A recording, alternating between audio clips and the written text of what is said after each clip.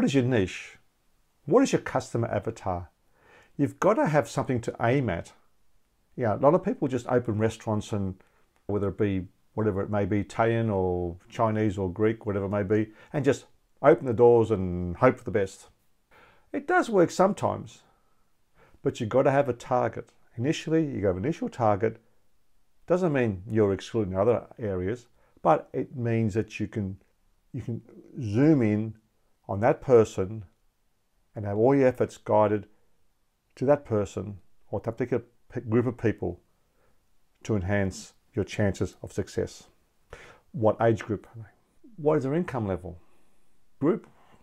What type of diners are they? What's their budget? All these things must be taken into account. Do it properly, and it'll help you down the track and go through the other steps in this process. What type of food concept are you going to have in your restaurant? Is it vegetarian? Is it vegan?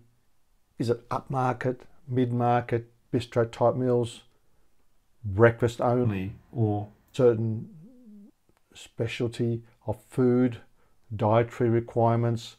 Specify what type of food you are going to present to your customers. Now you're ready for the next stage. How do you identify suppliers list and negotiate contracts with them appropriately? This is important because you'll find that you may have the main things like your meat contracts, your fruit and vegetable contracts, your seafood contracts. You have certain suppliers, so you've got to pick your best suppliers. Can they give you contract prices?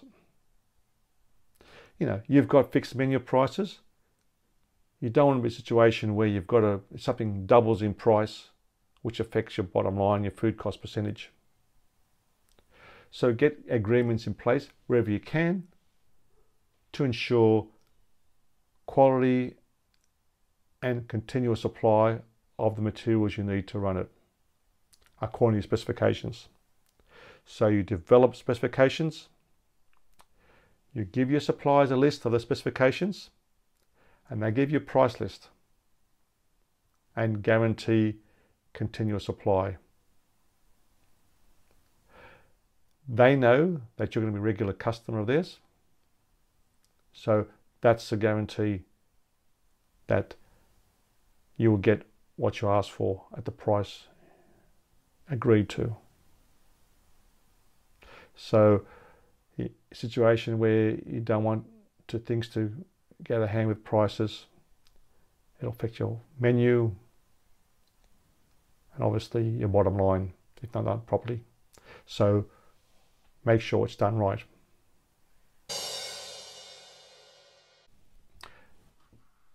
How do you create the ideal layout? Now, most of people tend to buy existing restaurants and they're stuck with the layout they've got. But you've got to really look at it. How does it flow? How does it work? Does it require extra steps in walking? I remember years ago when I first job, my early restaurant hotel days, I'd take a part-time job in restaurants. One job I had at a large exhibition place, show place, where I had at the Royal Lease show in Sydney. 80,000 people a day. You've got to work quickly. This particular restaurant was pretty busy. People want to get in and out pretty quickly to go to the other exhibitions, etc. And there was something like 50 stairs to go upstairs to the kitchen.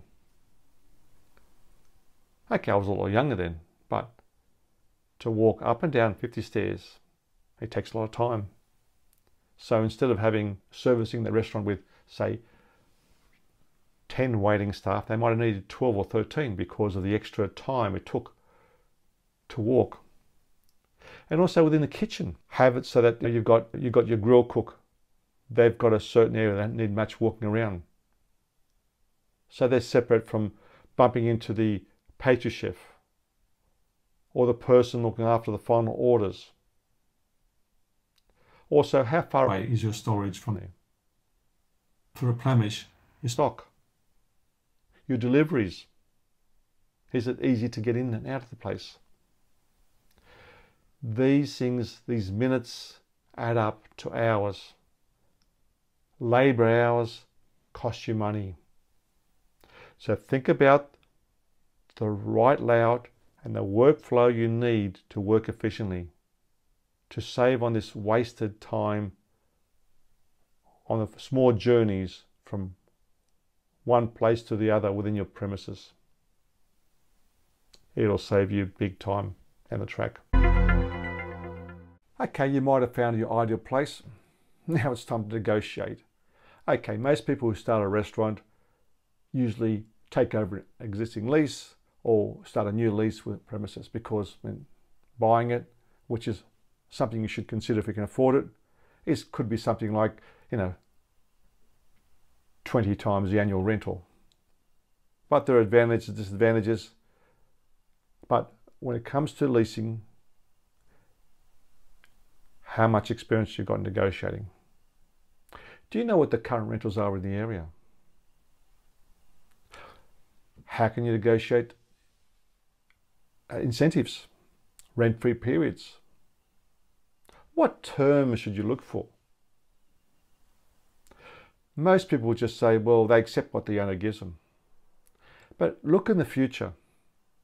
For example, I found my experience over the years dealing with hundreds of restaurants that most owners seem to stick to about average of 3 years, 2 to 3 years, and they move on to something bigger, better, different, or close down completely. Now, which means that after 2-3 years, it's gone to a position to saleable to a new person.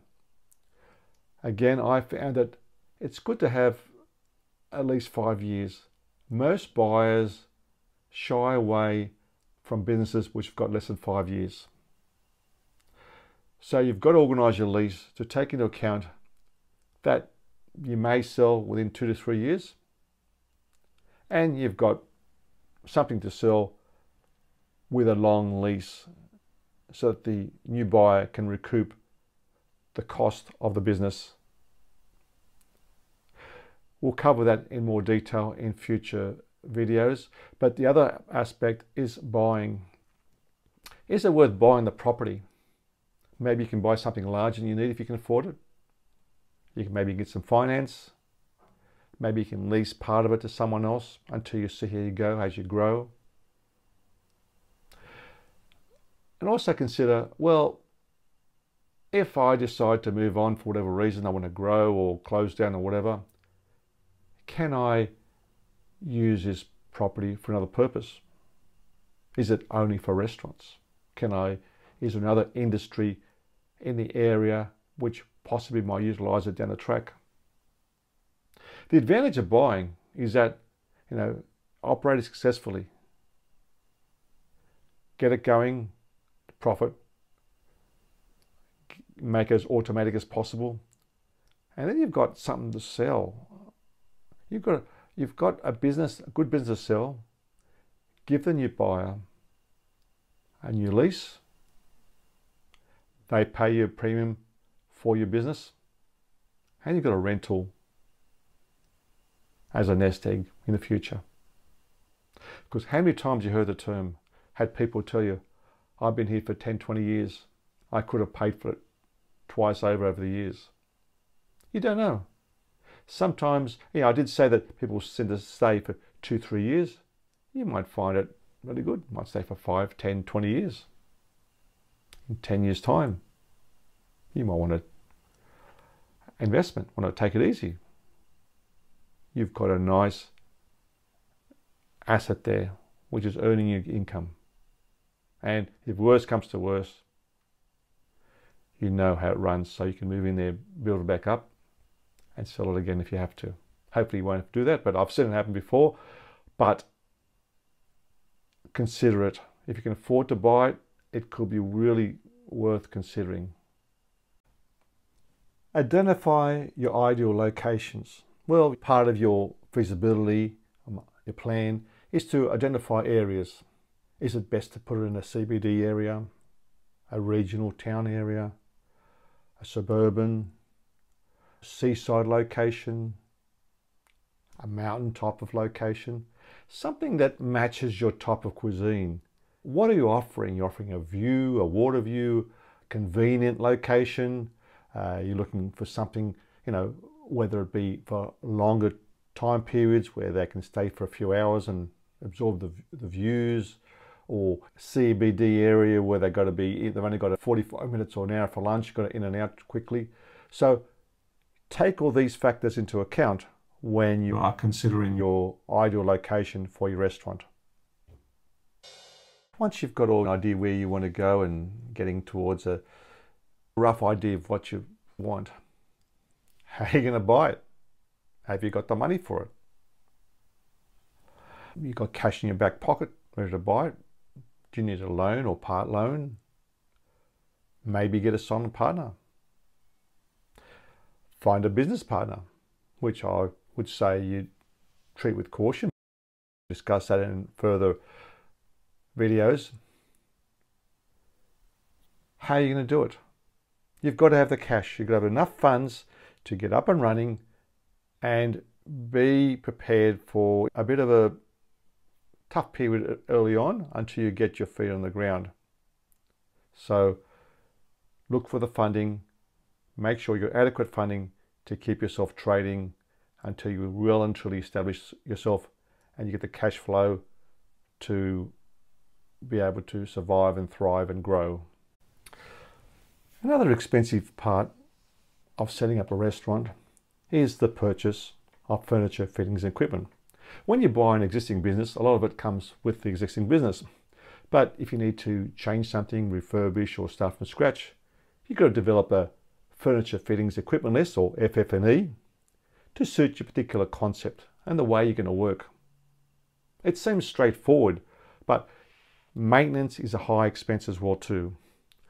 Buy things that are functional, that are easy to clean, to maintain, and cheap to maintain.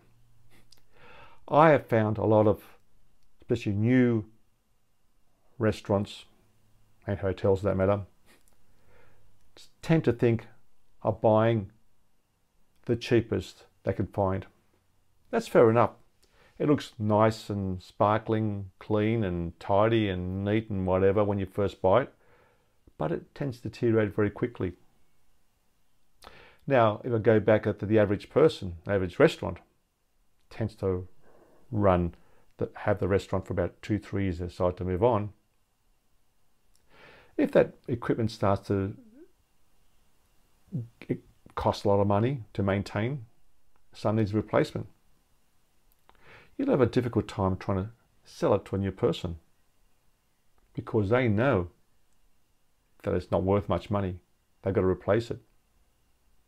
So take the time to work out exactly what you need, the quality you need to suit your particular concept and the maintenance of that equipment. And it's also very functional. It'll pay off big time down the track. Shortcuts are good sometimes, but this one is something you should spend some time on. How to create a development application for your new restaurant if required. Look, if you're buying a new existing restaurant and it's running, it's an Italian restaurant and you're not doing any changes, that's fine, usually fine. But if it comes to a situation where you need to make a window larger or move a door or a wall or do something structurally different, or usage, which means may lead to more clientele, high traffic movements, you would need to have a development application approval from the local council. This is usually done with your interior designer and your architect, who has a local knowledge, who understands the local council situation and the regulations and advise you accordingly. You can't just assume that you've got approval for it. So when you buy the business, make sure your lawyer looks at documentation and make sure the approval is there for it. But I've heard people have told me, and I've seen it, a situation with council, but it's been operating this way for 20 years. The council thinks, well, okay, fair enough, but it's been operating illegally for 20 years. And they crack down on these things. So you don't want to pay all this money and find out that there's no approval. And even worse, you may not even get new approval for the restaurant. You're going to be left holding the baby. You don't want to be in that situation. So do your homework, work with the right people to ensure this doesn't happen to you. How do you go through the process of applying and getting landlord approval? This is something that gets overlooked a lot. A lot of buyers think, well, okay, we'll just negotiate a deal to buy the business, we'll give them X amount, we just don't. The next step is sometimes, or the most difficult, getting approval from the landlord. Look at it from both sides. Okay, you've got to buy a business and make money. The landlord has got a property, usually with a mortgage, and to get a return. So what are the risks? Are you a risk? So you've got to go for application to prove to the landlord that you've got a good business background and are going to make a success of the business and obviously pay the rent. If you can't, don't pay the rent. The repercussions on the landlord, they probably can't pay the mortgage and risk losing the property. So there's risks on both sides. So like you want to minimize your risk when you're buying the business, the landlord wants to minimize their risk of taking you on, trusting you to work from the business and supplying with a secure rental to maintain their payments for their property. I would suggest you go through the process of someone who has done it before, understand the situation, because you've got a different type of mentality. You've got the property mentality from the landlord or the managing agent, and you've got the business side of things on your side. And the landlord doesn't know anything about your business, and you obviously don't know anything about the property. So ensure that the paperwork is right. You present a good case to ensure that you get approval. When you buy an existing business, usually the name comes with it. So ensure that it can be passed on to you if you wish to keep the same name, because obviously a goodwill factor with that business. Many times people want to change the name because there may be a change of cuisine or whatever. They don't like the old name, or they're starting a restaurant from scratch. So ensure that this registration is done properly and is set up right with the help of your accountant to ensure that your name and brand are protected. You don't want to be using a name which could put you at risk down the track because it's used somewhere else, hasn't been done properly, and consequently it may have to change the name down the track, and it may affect your business long term. Once you've got your business started up, you've got your basic requirements okay, you may find that you may need additional permits down the track. So you start to grow and you may need to extend your hours, or the serving of alcohol may be different. So you must ensure that you go through the whole process, usually with the help of your lawyer who specializes in this liquor law and permits, etc., with buying businesses, to ensure that you get the permits so you can work the extra hours if you want to operate longer hours or serve alcohol certain times, etc. So make sure you go to the right lawyer who can help you to set it up properly and get the approvals you want so that you can expand and improve your sales down the track. Okay, now you've gone through the process of buying your restaurant. Now you have to set up your ideal business legal structure. Is it going to be just yourself? A partnership? Company structure? What is it? Now there's various advantages and disadvantages of each type of structure depending on situation. So it's something you have to discuss with your accountant and your lawyer to make sure you get the structure right to suit your situation. So it's subject for another video, but it is an important thing to consider early on when you start your business.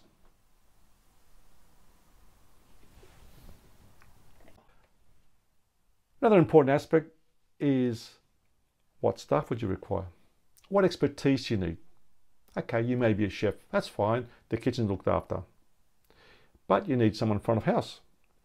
A lot of cases, a partner, like a partner, husband and wife situation, or sister and sister, brother and brother, you know, one is a chef, the other one's a front of house. It works in pretty well. Then again, depending how large it is, you may be a chef, but not very good with pastry. So do you hire a pastry chef? Do you need a manager to manage the front of house situation? Maybe you need to hire a marketing person. Do you have all the skills to run the restaurant? You need to ensure that it's adequately staffed with the right type of person to run it properly. So go through the process, what you need. Initially, you probably won't need many staff, but you still need a good person to look after the food production, another person to look for the front of house. Then you've got additional positions throughout the system to fill in the gaps. So go through it all, find out what training your existing staff need, and look for people to fill in the gaps. How do you create a menu? Well, unfortunately, a lot of restaurant owners have got certain ideas of what they want in a menu.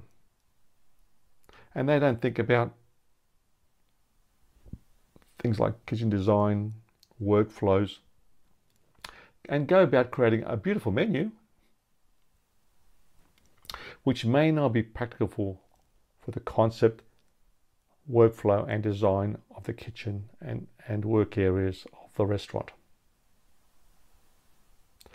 So look at your skill levels of your staff, preparation times. Is the menu balanced? Are you tempted to create a lot of items because you feel as though you've got to try and cater for as many people as possible? Can you utilize the base recipe for other items on the menu? So instead of having 4 completely different dishes, you're just having small variances in a dish and just a matter of a different type of sauce or whatever to make it different. So when you've got a lot of completely different items on the menu, it can be very complex. You need more staff, and it could cost you big time in wasted food because it doesn't sell. So make sure it's balanced and suits the concept of your restaurant. Okay, you can open your restaurant. You're going to work out firstly your point of sale system. Then you need a back of house system for accounting purposes. Now usually that's done, the back of house usually done with the help of your accountant. So you must have a system where you report your sales and you allocate them to accounts for your profit and loss accounts. You may do costings, your food costings, stock taking figures, that sort of thing.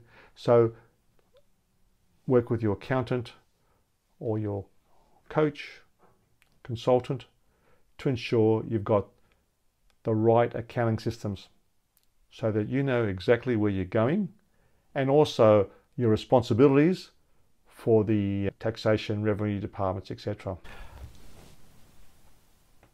Developing a marketing plan. Very few restaurants have a marketing plan.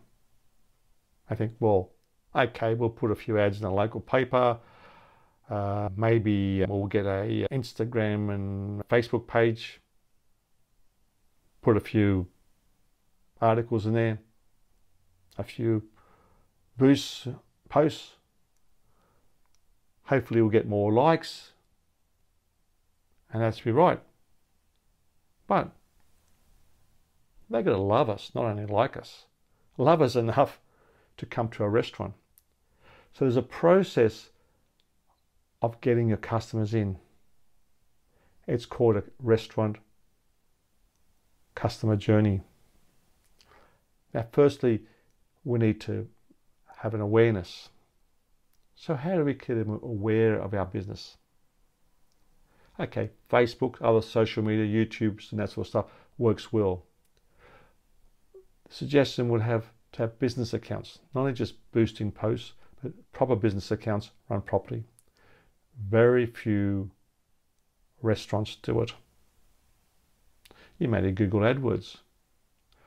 Google Business has to be set up properly so that people looking for your particular restaurant come to you, not your opposition. Find out what your opposition is doing. Work with your consultant or coach to ensure that you know what's going on around the area. It's simple as, what are they doing and doing it better?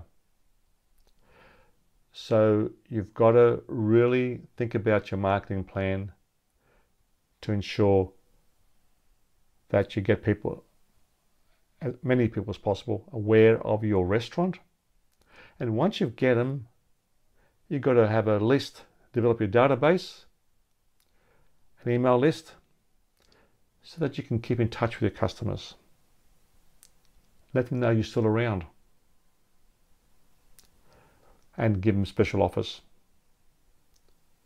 So they will keep coming to you again and again and building up your sales.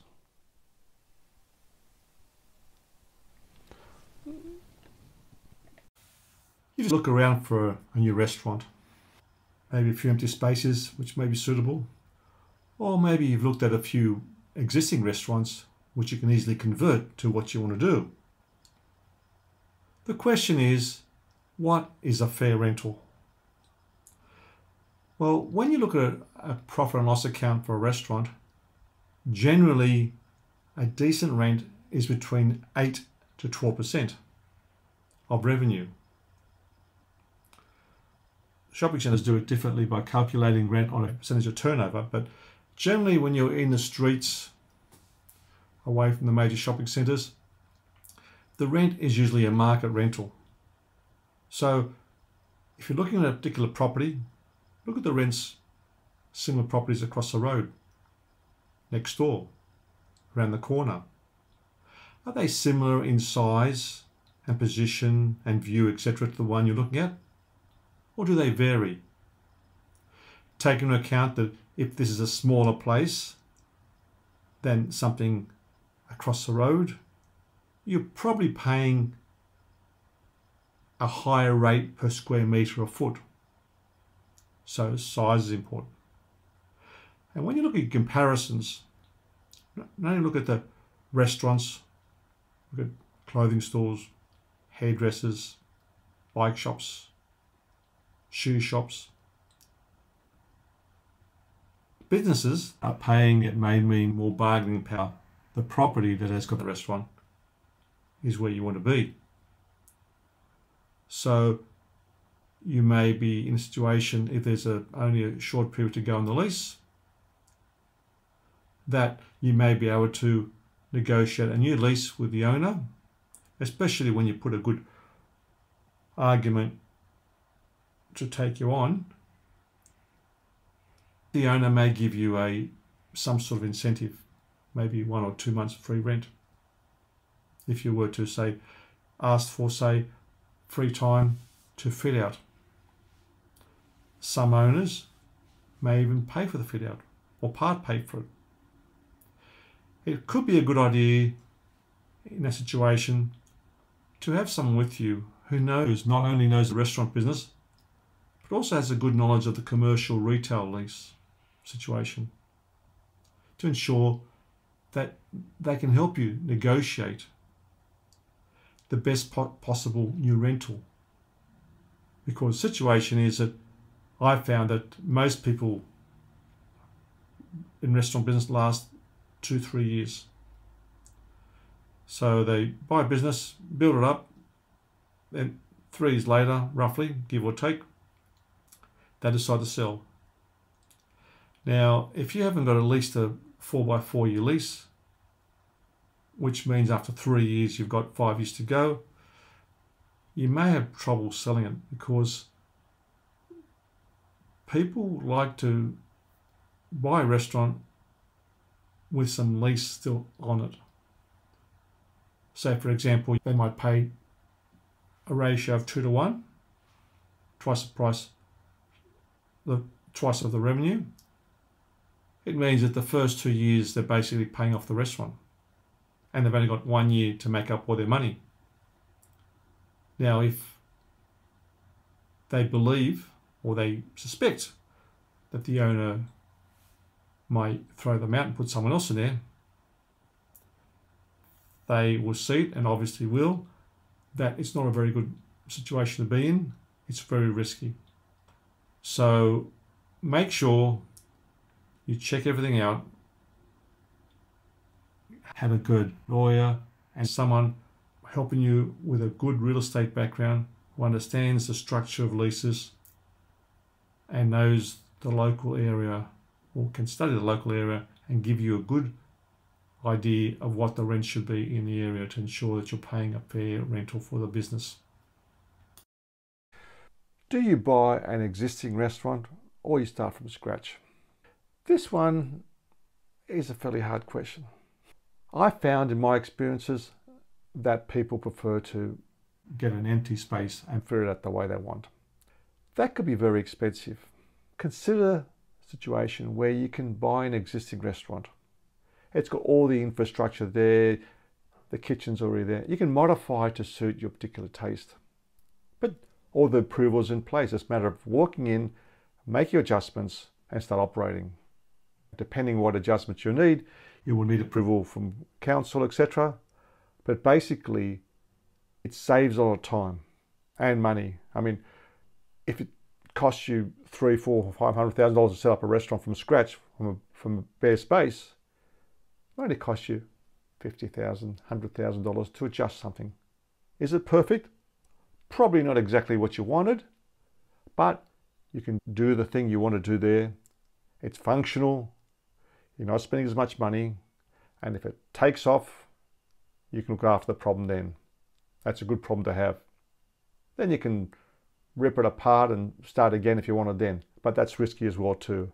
But consider the fact that you're saving a lot of money, and at the early stages especially, that's a big factor. There you have it, the 19 for starting your restaurant. There are other things to consider as well too. They're the main ones.